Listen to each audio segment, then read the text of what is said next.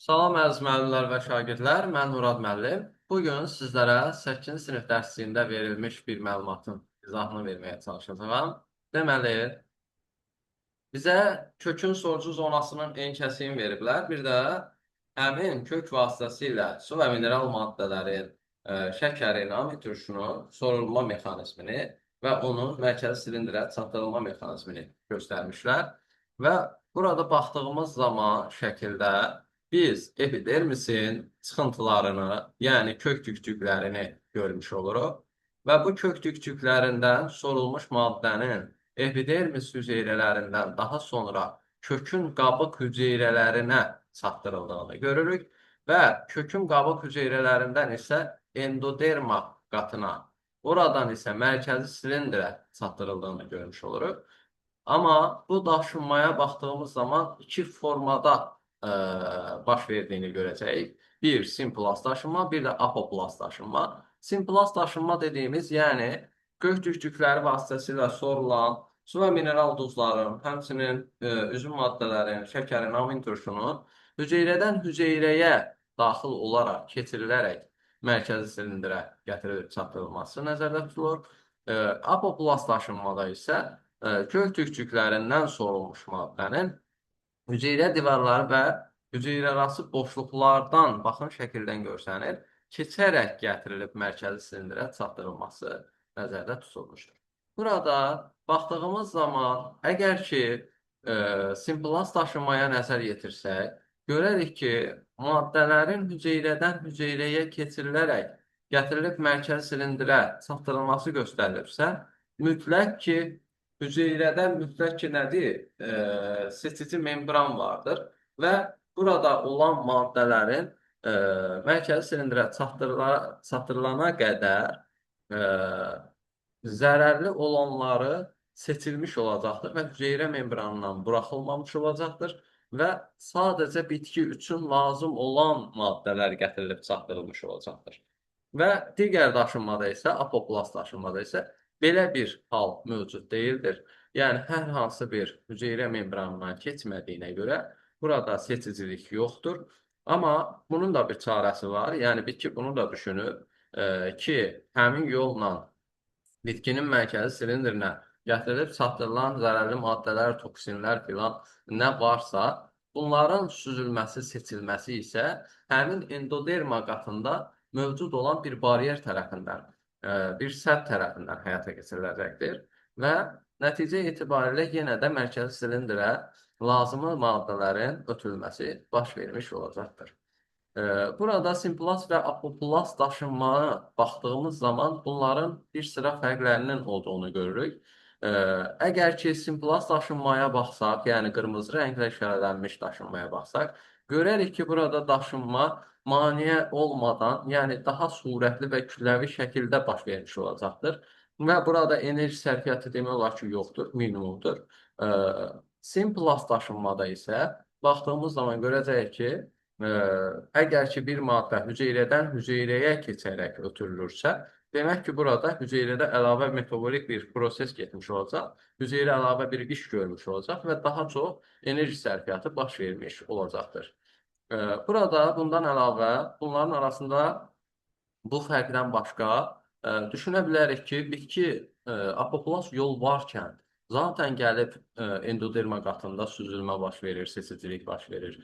Enerji sərfiyyatı olmuşsa, daha sürətli baş verirsə, kütləvi daşınma baş verirsə, nə üçün apoplast daşınmadan istifadə eləmir? Yalnız yəni bundan istifadə eləmir. Götürüb həm də simplast yolla daşınmadan istifadə edir. Ona görə ki, həmin bu gördüyümüz kökün qabıq hüceyrələri ki var, baxın, buradan bura qədər kökün qabıq hüceyrələridir. Bunların özlərinin də müəyyən maddələrə, suya ehtiyacı var. Bu səbəbdən simplast daşınmanın da burada mövcudluğunu görmüş olacaq.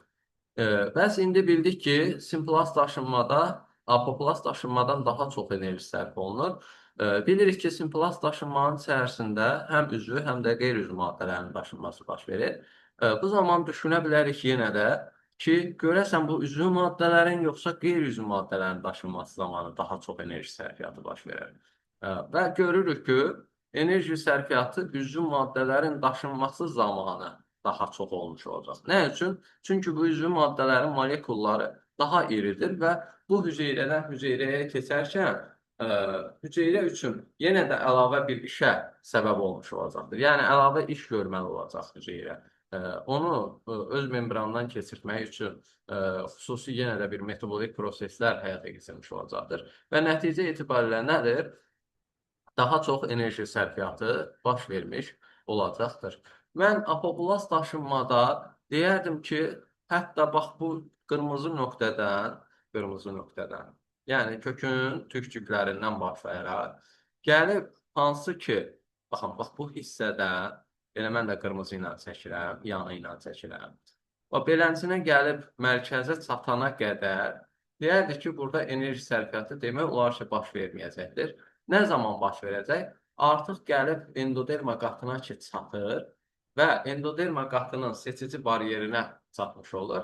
Bu zaman artıq həmin membrandan keçmə məcburiyyətində qalır, seçilmə məcburiyyətində qalır. Ondan sonra bir neçə qatdan keçdikdən sonra gəlib mərkəzi silindrə çatmış olacaqdır və həmin bu endoderma təbəqəsində başlayaraq nədir? Enerji sərfiyyatı baş vermiş olacaqdır. Həmin bu endoderma qatına qədər isə, yəni bax buradan düz bura qədər hər hansı bir yüksək miqdarda enerji sərfiyyatı baş verir deməyəcəyik. Belə, əziz müəllimlər və şagirdlər, deyəcəklərim bundan ibarətdir. Bir də burada mətn var. Mətnə də baxaq istədim. Deyir ki, kök tükcüklərinin köməyi ilə torpaqdan sorulan su və suda həll olmuş maddələr epidermis, kökün qabıq hüceyrələri və endoderma vasitəsilə kök borucuqlarına ötürülür. Tamam, bura qədər heç bir problem yoxdur. Bu daşınma deyir, iki yolla baş verir. Bu da tamamdır. Torpaqdan sorulan su və minerallar hüceyrəyə daxil olmadan hüceyrə divarları və hüceyrəarası boşluqlardan keçərək sərbəst daşınır deyir. Bura qədər də bir problem yoxdur. Daha sonra baxıram, suda həll olmuş şəkər və amin turşular kimi maddələr isə, yəni demək istəyir ki, sanki həmin şəkər və amin turşular isə həmin su və mineral maddələrdən fərqli olaraq hüceyrə membranlarını keçərək, yəni simplast daşınmadan söhbət gedir, keçərək bir hüceyrədən digərinə ötürür. Bəyəm bu kitabı yazana sual verərəm. Bunun üzvü maddələrin apoplast yolla daşınması mümkün deyildirmi? Yəni mən çox xırda bir şəkildə araşdırma apardım və gördüm ki, orada həmin üzvü maddələrin özlərinin də apoplast yolla daşınması mümkündür. Amma bu isə sözü ilə həmin bu üzvü maddələrin daşınmasının sanki yalnız simplast yolla baş verdiyini bizə çatdırmış olur. Siz də öz fikirlərinizi bildirərsiniz rəylərdə. Belə. Geri qalanda isə su və mineral maddələr kök borucuqlarına çatdırdıqdan sonra bitkinin yarpaqlarına və digər orqanlarına daşınmağa davam edir və burada da bir problem yoxdur. Bəli, su və mineral maddələr, üzvü maddələr mərkəzi silindrə çatdıqdan sonra burada uyğun olaraq qeyri-üzvü maddələr ortada ulduz şəklində göstərilən həmin ksilema boruları ilə, üzvü maddələr isə kənarlarda olan pleoma boruları vasitəsilə daşınmış olacaqdır. Belə, əziz müəllimlər və şagirdlər, deyəcəyim bu qədər, artıq bitirirəm. Dinlədiyiniz üçün təşəkkür edirəm. Sağ olun, salamat qalın.